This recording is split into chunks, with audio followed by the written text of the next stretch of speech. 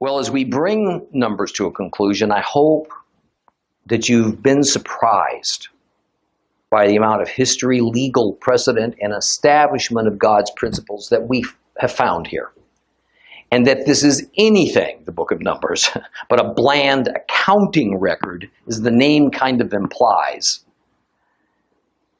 Last week, we began Numbers 35, and that chapter discusses the establishment of what amounts to the tribe of Levi's inheritance in the Promised Land. And this was to be the assignment of these 48 cities to the Levites. Now, these cities were to be scattered throughout the land holdings of the 12 tribes. Their location would be selected by the 12 tribal leaders. 6 of those cities would have a special designation as sanctuary cities, cities of refuge, with 3 of them located outside of the land of promise, therefore on the east side of the Jordan River, within the territories of Reuben, Gad, and half the tribe of Manasseh. So, let's reread a portion of Numbers. We're going to start at chapter 35, at verse 13, and go to the end. If you have a complete Jewish Bible, it's page 193. Numbers chapter 35, we're going to start reading at verse 13. In regard to the cities you are to give, there are to be 6 cities of refuge for you. You are to give 3 cities east of the Jordan, the Jordan, 3 cities in the land of Canaan, and these will be cities of refuge. These 6 cities will serve as a refuge for the people of Israel, as well as for the foreigner and the resident alien with them, so that anyone who kills someone by mistake may flee there. However, if he hits him with an iron implement and thus causes his death, he is a murderer, and the murderer must be put to death. Or if he hits him with a stone in his hand big enough to kill someone and he dies, he's a murderer, and the murderer must be put to death. Or if he hits him with a wood utensil in his hand capable of killing someone and he dies, he's a murderer. The murderer must be put to death. The next of kin avenger is to put the murderer to death himself. Upon meeting him, he's to put him to death. Likewise, if he shoves him out of hatred, or intentionally throws something at him, causing his death, or out of hostility strikes him with his hand, so that he dies, then the one who struck him must be put to death. He's a murderer. And the next of kin avenger is to put the murderer to death upon meeting him. But suppose he shoves him suddenly, but without hostility, or he throws something at him unintentionally, or without seeing him, being his enemy, or seeking to harm him, he throws a stone big enough to cause death and the person dies. Then the community is to judge between the one who struck him and the next of kin avenger in accordance with these rules. And the community is to save the killer from the next of kin avenger. The community is to return him to the city of refuge from which he fled. And he is to live there until the Kohen Hagadol, the high priest, who was anointed with the holy oil, dies. But if the killer ever goes beyond the limits of the city of refuge he fled to, and the next of kin avenger finds him outside the limits of his city of refuge, and the avenger kills the killer, he'll not be guilty of the man's blood, because he must stay in his city of refuge until the death of the Kohen Hagadol, high priest. But after the death of the Kohen Hagadol, the killer may return to the land he owns. These things shall constitute your standard for judgment throughout all your generations, wherever you live. Now, if anyone kills someone, the murder is to be put to death upon the testimony of witnesses, but the testimony of only one witness will not suffice to cause a person to be put to death. Also, you are not to accept a ransom in lieu of the life of a murderer condemned to death. Rather, he must be put to death. Likewise, you are not to accept for someone who has fled his city to a city of refuge a ransom that would allow him to return to his land before the death of the priest. In this way, you will not defile the land in which you are living. For blood defiles the land. And in this land, no atonement can be made for the blood shed in it except the blood of him who shed it. No, you're not to defile the land in which you live and in which I live. For I, Adonai, live among the people of Israel. There is a concept here that needs some discussing, and that concept is sanctuary. Another word that could be substituted for sanctuary is asylum. Now, where did this notion of asylum come from? This idea that there is a place where a person who's afraid of the government, whatever that government is in the form of a tribal leader or a judge or a king or whomever, where he can go and be protected from arrest and punishment. And the punishment that the asylum seeker is inevitably running away from is the death penalty. Now, first, as you've probably guessed by now, the concept of asylum or sanctuary was not invented by the Hebrews. It was a long-established part of many Middle Eastern cultures' justice systems. Yet the basic premise, in its purest sense, is a godly one. Now, second, as a result of it being the norm for virtually all known Middle Eastern societies of that era, it existed among the Hebrews in one form or another. Various cultures enacted it in differing ways. Usually, it involved fleeing to the priests or standing inside the temple that was dedicated to whatever god was currently important or supreme to that nation. We find the earliest record of what the Hebrews accepted as the place of sanctuary back in the book of Exodus. And where that sanctuary place is located is a little bit of a surprise. Back in Exodus 21:12 through 14, we learn this. He who strikes a man so that he dies shall surely be put to death. But if he did not lie in wait for him, but God let him fall into his hand, then I will appoint you a place to which he may flee. If, however, a man acts presumptuously towards his neighbor, so as to kill him craftily, you are to take him even from my altar, that he may die. In other words, as was so typical in those ancient cultures, it was the altar of burnt offering for their God that was the original place of sanctuary. So before the Lord gave the full law to Moses, it was the practice for an Israelite man to run to the altar, as we're going to find out in later books of the Bible, to actually grab hold of the horns of the altar as a sign he's seeking sanctuary. And as long as he stayed glued to that altar, he couldn't be touched.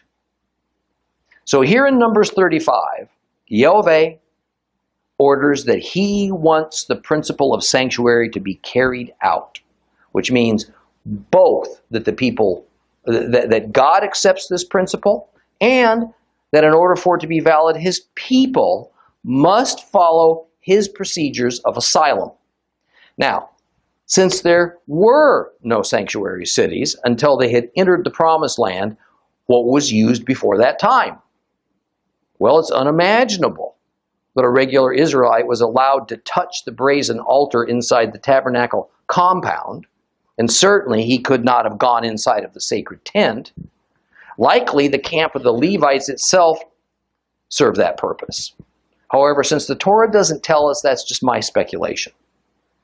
Something during all that wilderness journey served as a place of sanctuary because it wasn't possible within the cultural norms of that day to not have a place of asylum.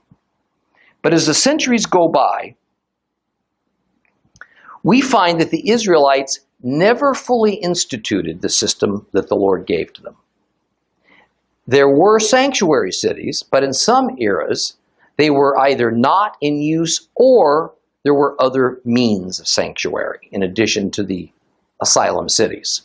We read in David and Solomon's era that apparently the idea of coming to the altar for sanctuary and then grasping its horns still existed among Israel. In 1 Kings, starting in verse 47, it says this, "And moreover, the king's servants came to bless our Lord King David, saying, May your God make the name of Solomon better than your name, and his throne greater than your throne. And the king bowed himself on the bed. The king has also said thus, Blessed be the Lord, the God of Israel, who has granted one to sit on my throne today, while my own eyes can see it." Then all the guests of Adoniah were terrified, and they arose and each went on his way. And Adoniah was afraid of Solomon. And he arose, and he went, and he took hold of the horns of the altar. Now it was told Solomon, saying, "Behold, Adoniah is afraid of King Solomon, for behold, he has taken hold of the horns of the altar, saying, Let King Solomon swear to me today that he will not put his servant to death with the sword." Let me also point out how diminished the priesthood was during David's and Solomon's reigns, and how, even though we ascribe this man David as close to God's heart and Solomon as a very wise man, they were far from perfect. No priest ever should have allowed a regular Israelite, let alone a criminal, to defile the altar by touching it. But apparently, this episode in Kings means that the practice was known and it was accepted by both David and the priesthood, at least for some period of time. The question becomes then, what is it about the altar that caused heathens to use it as a sanctuary? And then at times in Israel's history, the Hebrews even did the same thing.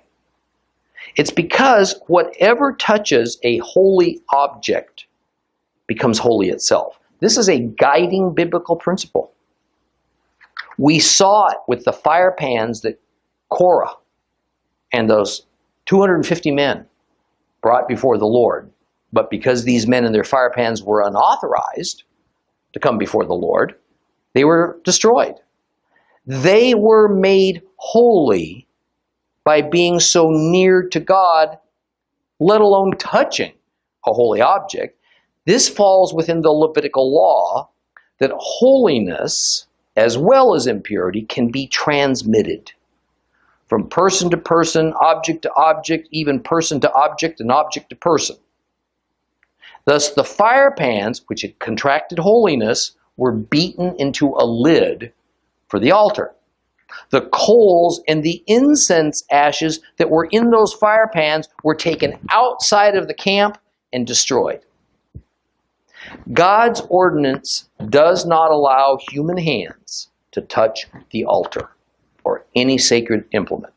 The one exception is that priests, for certain well-defined purposes such as transporting the objects, can at times necessarily touch those objects. But even then, because a human has touched them, a measure of defilement gets passed along to it. And that is one of the primary reasons for Yom Kippur, the Day of Atonement. On that day, the high priest can sprinkle blood of atonement on the physical things of the tabernacle, or then later the temple, and therefore cleanse them. Otherwise, the building up of defilement from the nearness to humans would eventually make the sanctuary and all of its ritual objects so impure that God couldn't dwell there anymore. So the use of sanctuary cities for the Israelites could only occur once they were inside the Promised Land. But like so many of God's ordinances, they managed to ignore and modify God's laws in regard to asylum. So exactly how asylum was accomplished changed and went to and fro over the centuries. Now, besides the basic importance of our understanding how the principle of sanctuary operated in Israel, I expounded on this matter because it's important to understand that just because we read of certain things happening in the Bible as historical fact, it doesn't make what happened or what was stated by some biblical character as automatically right or righteous before the Lord. I gave you the example of David and Solomon allowing the practice of ordinary Israelites, even criminals, latching on to the horns of the sacred altar, which defiled it. We covered a couple weeks ago the matter of vows and of Jephthah, who made this rash vow to the Lord that wound up in his sacrificing his own daughter. So we have to be very careful when reading the Bible to distinguish between the absolute perfection of the divine laws and ordinances and principles laid out by God versus the imperfect way that often even great men and women of the Bible thought about these laws or carried them out. Now we tend to get into a mindset that because a special person in the Bible, like an Abraham or a David or a Paul even, did something a certain way, that made it automatically godly. It's our duty, matter of fact, it's our job as followers of the God of Israel to study the Torah, to study all the scriptures, to thoroughly understand the Lord's character, his principles, in order that we don't misconstrue what we read in the Bible, whether it's the Old or the New Testament. Beginning in Numbers 35:16, we receive the laws concerning manslaying, killing, and whether the slaying of a human is to be considered murder, manslaughter, or something else entirely.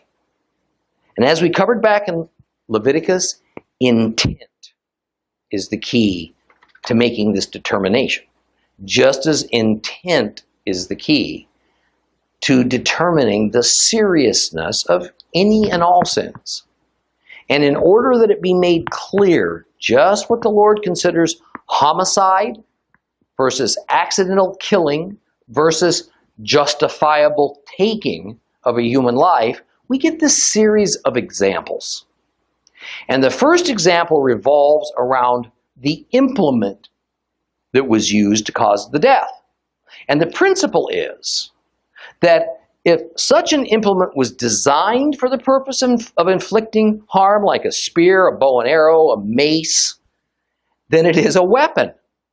And if it was used in the killing, then the act generally ought to be seen as murder. It wouldn't if it was in battle, but otherwise it's murder. If an implement that was not designated as a weapon, but if used improperly, it could certainly be a weapon, something, say, with a handle on it, like an axe, then it's still murder. And the Lord unequivocally and without apology says, the person who commits murder is to be executed. Further, this person can't buy his way out of the sentence. He isn't permitted the grace of being housed and protected into cities of refuge. Now, the reason for this attitude about killing the murderer is one that's come under fire around the world. Everywhere, the cry is that while it is wrong to murder, it's also murder to put the murderer to death. Another refrain is, what good is it to take another human life since it won't bring the dead back? Or that this is not rehabilitation, it's revenge. Well, certainly it will not bring back the life of the one who was slain, nor does it offer rehabilitation to the criminal. But in the Bible, that's not the issue. Sadly, it's a huge portion of the church that has led this charge to rebel against God's instruction on murder. The reality is that God says plainly, a murderer, and it's well defined what that is to immediately forfeit his own life. Why? Because life is invaluable. And the only atonement for the illegal and unjustified taking of life is the execution of the perpetrator. The act of executing a criminal guilty of murder is just, and it's necessary, because the blood of the innocent, we're told, over and over defiles the land. And the only way to cleanse the land from this defilement is the atonement provided by the blood of the murderer. This is a Torah principle, plainly stated in our Bible. but it has been lately rendered as an ancient superstition, or it's barbaric, or it's something that Jesus supposedly overturned. However, from the biblical view, the taking of the life of a criminal is, from a higher level, actually the protection and preservation of innocent life. That is, the person who commits homicide is liable to do it again. Why should the next innocent victim pay the price for what this criminal has done? Or as we see it today, why should we warehouse a murderer at a cost to the public of, say, $50,000 a year just so he can exist to attack prison guards and other fellow inmates?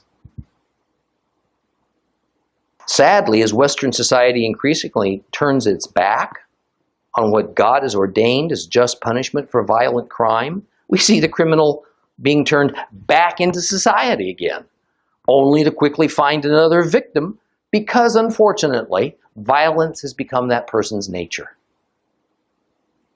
Now, I want you to hear me on this. There is only one way for us to justify not executing a murder. One way. And that is if we decide we are against the Word of God.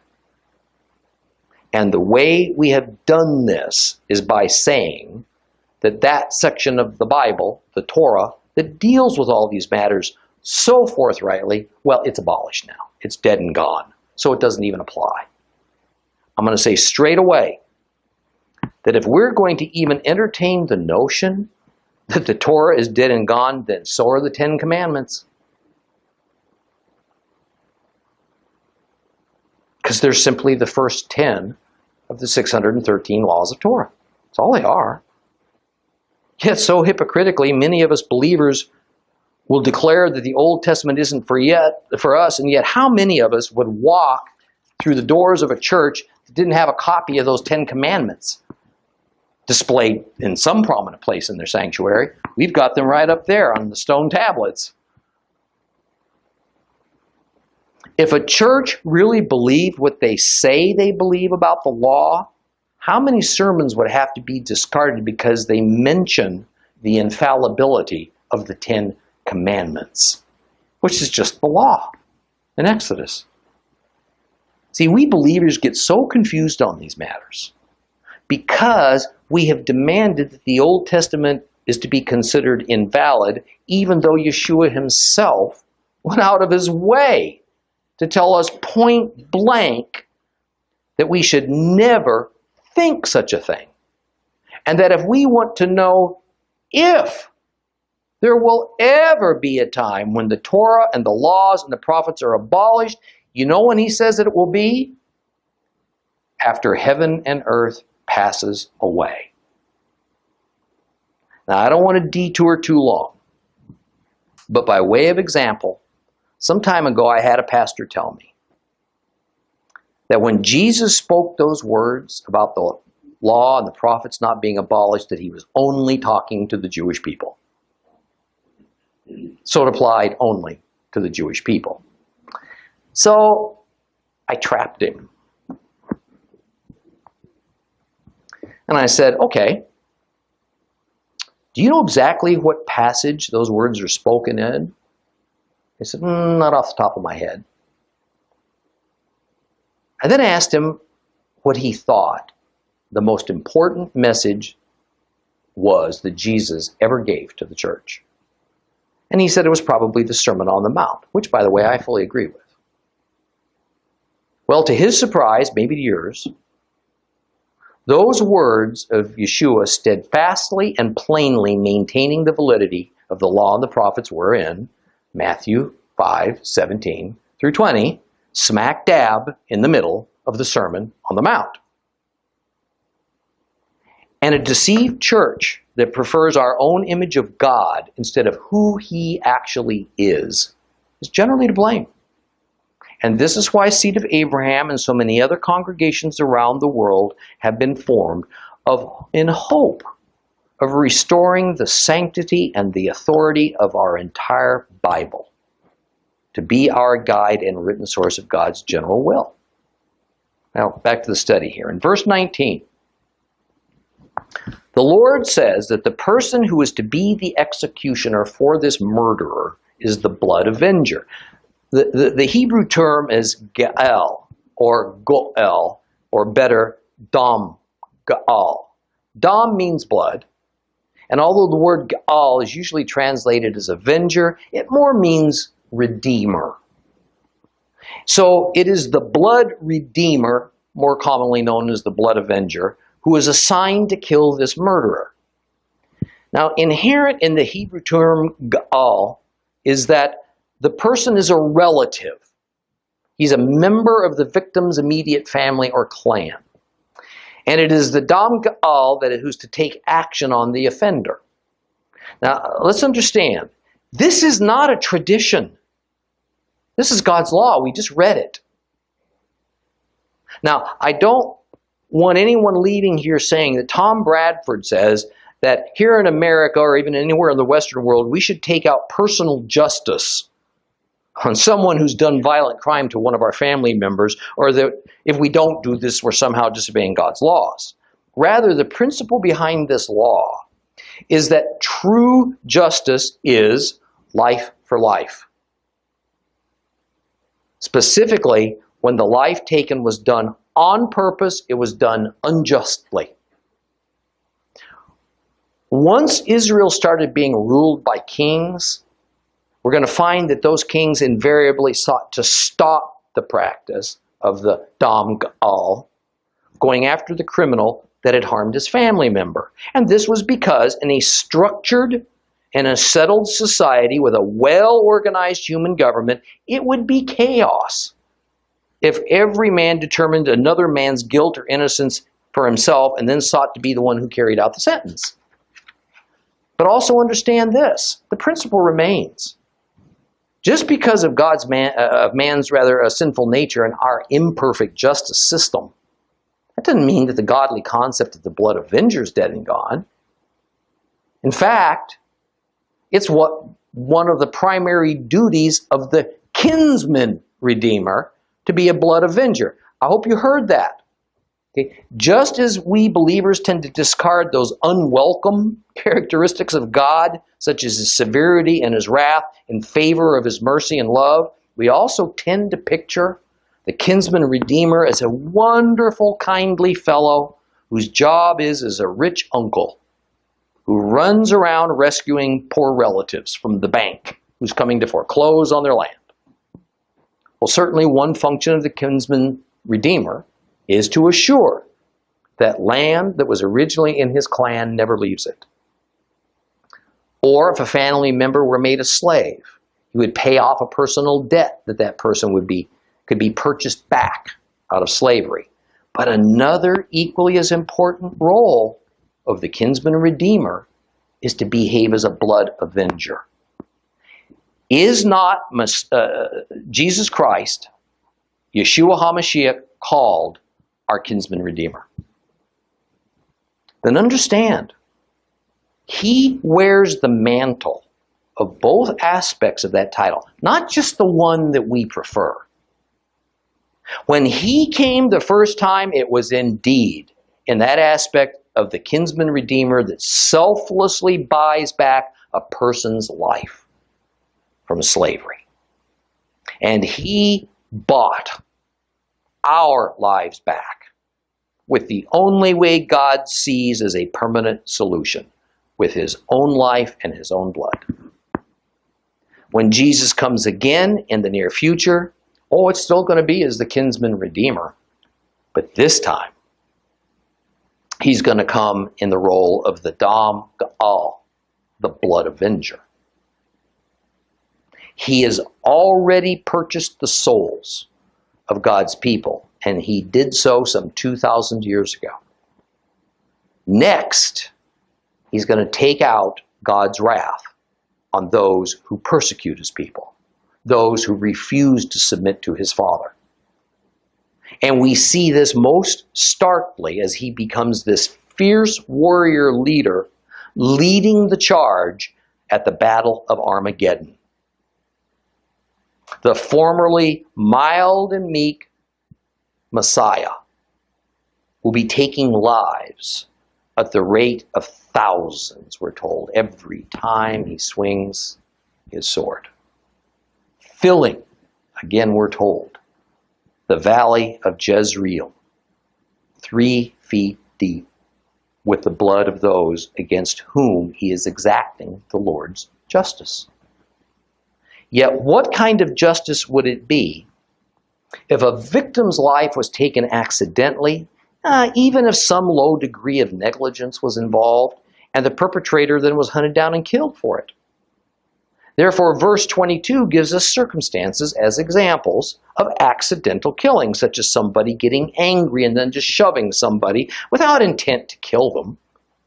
Or perhaps a person threw something at the victim, but again, not with the intent of severely injuring that person, certainly not meaning to kill them. Then, provided a council decides that there was no malicious intent to kill, the perpetrator is to then be given safe harbor from this blood avenger. This type of killing is what us moderns might term negligent homicide or manslaughter. Now, if unintended killing is the judgment of the council of elders, then the perpetrator is to be ushered into one of the 6 Levitical cities of sanctuary, where the blood avenger may not go after him. However, this does not relieve the perpetrator of his responsibility for the death of that victim. And even more, it does not relieve the duty of the Dam Gaal to kill that person. It's just that there is a place that is off limits to the blood avenger. So as verse 26 states, if the perpetrator of manslaughter, accidental killing, stays safely inside that sanctuary city, he's protected. But if he ventures outside, wants to go to a movie, he wants to go outside of that asylum city, he becomes fair game.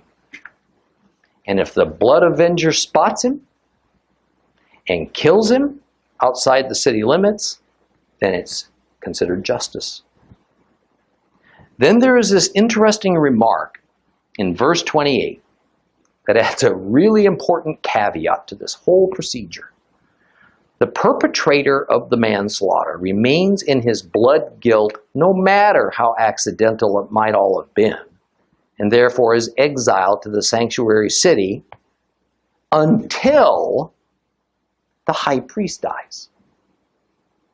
When the current high priest dies, whether that comes a day or whether it comes 50 years after the perpetrator is sent into protective asylum, then the blood guilt is removed, he is forgiven, and the Dam Gaal is no longer allowed to take that person's life under any circumstances, and the perpetrator can now return home free of fear of the Dam Gaal, but also he is cleared in God's eyes of his blood guilt. What a strange thing. What's happening here? It's this. The only way a manslayer can have his guilt before the Lord atoned for is for the high priest to pay for it with his life. The death of the high priest, we're talking about a natural death here, becomes the God-accepted atonement for the perpetrator of manslaughter. But this eventually created a societal problem, because it didn't take long for a manslayer to see the rather large advantage for a high priest to die as soon as possible. Mothers of high priests began bringing food and gifts to the perpetrators in exile so they'd be content enough in their asylum not to become so impatient they might actually start to pray for the high priest to die so that they could return home to their families and resume their lives. We actually have a record of this concern in the Mishnah. Verse 30 says that a person can only be declared a murderer provided there are sufficient witnesses to his act. Hearsay, or even only one witness, is not sufficient because the matter is just too serious. Now the crux of the matter is stated in verse 33, although I touched on it earlier. There is a spiritual reason for all of this complexity concerning the loss of life. Blood spilled on the land of God pollutes and defiles that land. And of course, the blood that's being spilled is assumed to be blood that has been spilled unjustly. Further, every death pollutes and defiles, and so the impurity of spilled blood and of death piles up and up on the land, thus causing the ritual purity of the land to become greater, impurity rather, to become greater and greater. And the inherent understanding is that the Lord in all of his holiness, he can't dwell on a land that is thoroughly defiled. And the Lord desires with all of his being to dwell with his people. So much so that he gave his only begotten Son, that those who will trust in that reality will dwell with the Lord for all eternity. That is the whole point of his plan for mankind. Let's go on to Numbers chapter 36. We'll read this and let's have a few things to say about it, and we'll be done. Page 194 if you have a complete Jewish Bible. Numbers chapter 36.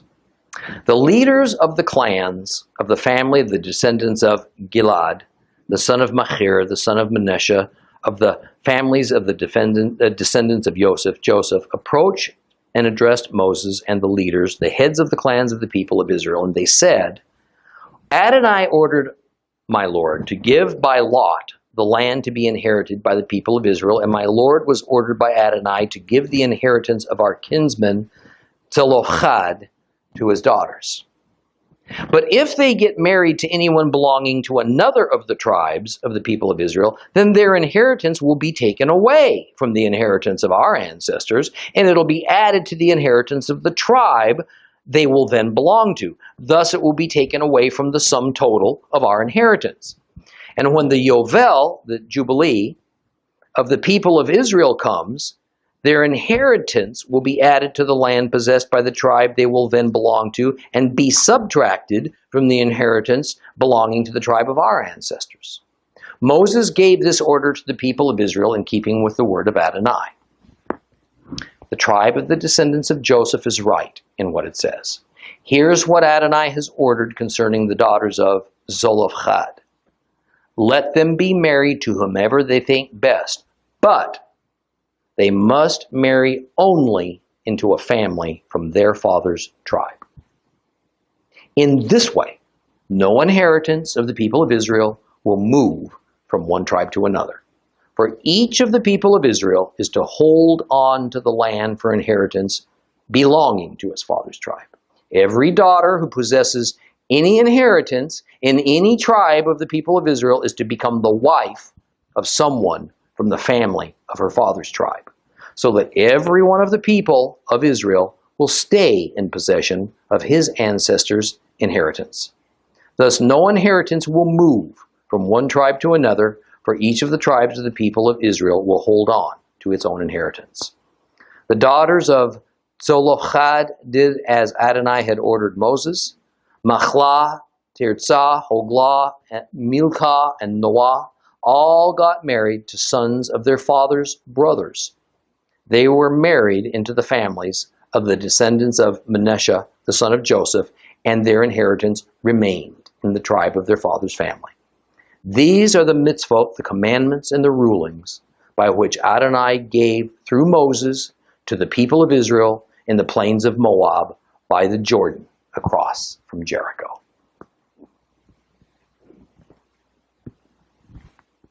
In an earlier chapter of Numbers, Moses ruled that the daughters of Zelophehad could inherit their father's land portion because he died without having any sons. But this has the potential for catastrophe. What would happen if any of his daughters married someone outside of Israel? Since it is the husband who owns whatever his wife has inherited, the land would be lost to foreigners. That's how bad this could be. But the problem that's addressed in chapter 36 isn't quite that global. The concern that is addressed is less about what happens if a Hebrew daughter who holds land in Canaan marries outside of Israel than what happens if that same girl marries outside of her own Israelite tribe. That is, that a girl from the tribe of, say, Simeon, for instance, marries a man from the tribe of Gad. Then there would be a situation whereby the territorial allotment that God has assigned could be bled off into another Israelite tribe, thus upsetting both the fairness and the balance, as well as God's will, in those territorial assignments that had been made. So here in verse 6 is the judgment of God through Moses on this situation. A female with land rights can marry anyone she chooses as long as it's within her own clan. Notice that the term used here is clan. Although almost everybody translates it as tribe, it is not tribe. It is clan. They not only had to marry within their own tribe, but within their own extended family. And if they did otherwise, they would be stripped of their land inheritance. And thus, at the end of this chapter, it makes it clear the daughters of Zelophehad married their first cousins, thus obeying God's orders.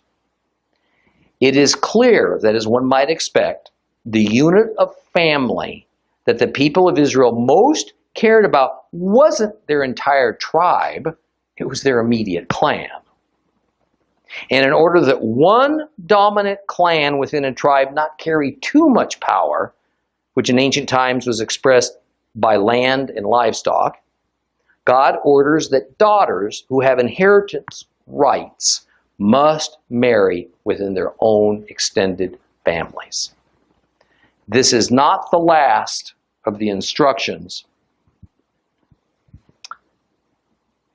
that we're going to get regarding the use and the transfer of land within Canaan. Deuteronomy has several more instructions established by means of precedents on this subject. You know, we are so urbanized today that we tend to forget about the importance of land. But to God, land's important. And the promised land is a major ingredient to his overall plan. And that land that the Bible calls Canaan is specifically set aside for Israel. Always has been, always will be. The Lord will go to great lengths in the Torah to ensure that that land is never to leave the possession of his people. But it happened anyway. The cause was multifold, but primarily it was Israel's apostasy against the Lord. From the moment the land was handed over to Israel, they were going to play fast and loose with God's ordinances regarding the land, and the consequences are still playing out every evening on our TV sets. And it's amazing, I think, that all recent government administrations of America and of Israel are so blind to God's laws concerning the land that their solution to the problem of continued violence against Israel is to continue to give it away to the descendants of people that God ordered it be taken from. As we continue our study of Torah in the book of Deuteronomy next week, the folly of this decision is going to become much more clear. Next week, we'll begin the final book of the Torah, Deuteronomy. Please rise.